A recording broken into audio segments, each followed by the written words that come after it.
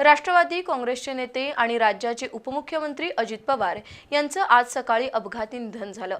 त्यामुळे राष्ट्रवादी काँग्रेसच्या कार्यकर्त्यांवर दुःखाचा डोंगर कोसळलाय।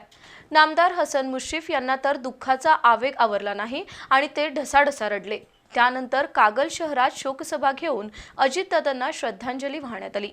दरम्यान आज कागलमधील सर्व व्यवहार बंद ठेवून जनतेनेही अजितदादा पवार यांना आदरांजली वाहिली। राष्ट्रवादी काँग्रेसचे नेते आणि राज्याचे उपमुख्यमंत्री अजित पवार यांचा विमान अपघातात मृत्यू झाला। नामदार अजित पवार यांच्या अपघाती निधनाची बातमी समजताच नामदार हसन मुश्रीफ यांना मोठा धक्का बसला, तर राष्ट्रवादी काँग्रेसच्या कार्यकर्त्यांवर जणू आकाशच कोसळलं। कागलमधील राष्ट्रवादीच्या कार्यकर्त्यांनाही दुःख अनावर झालं होतं, तर नामदार हसन मुश्रीफ ओक्साबोक्सी रडू लागले। दुःखामुळे त्यांना माध्यमांशी संवाद साधण्यासाठी शब्दही सुचत नव्हते।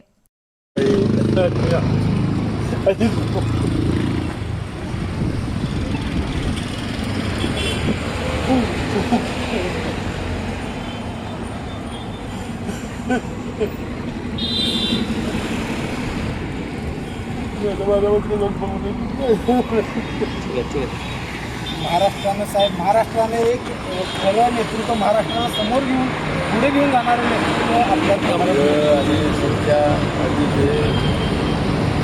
शिस्तप्रिय नेता गेला याचं दुःख आहे। आम्ही ज्यांच्या जीवावर आज राजकारण करतो स्वतः नवीन पोहोचले लागतो।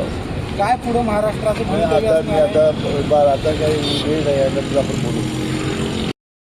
कागल तालुक्यात नामदार अजित पवार यांच्या अपघाती निधनाचं वृत्त समजताच अनेक कार्यकर्त्यांनी कागलच्या गैबी चौकात जमा होण्यास सुरुवात केली। त्यानंतर सर्व कार्यकर्ते बस स्थानकासमोरील छत्रपती शिवाजी महाराज यांच्या अश्वारूढ पुतळ्यासमोर एकत्र जमले। त्यानंतर कागलमध्ये शोकसभा झाली। अजितदादांचं शिक्षण कोल्हापुरात झाल्यानं त्यांचं या शहरावर विशेष प्रेम होतं। नामदार हसन मुश्रीफ यांच्या माध्यमातून त्यांनी कागल तालुक्याला कोट्यवधी रुपयांचा निधी दिलाय, असं जिल्हा बँकेचे संचालक प्रताप उर्फ भैया माने यांनी सांगितलं। यावेळी गोकुळचे संचालक युवराज पाटील, माजी नगराध्यक्ष प्रकाश काडेकर, अजित कांबळे, यशवंत उर्फ बॉबी माने, मारुती मदारे यांनी पवार यांना श्रद्धांजली वाहिली।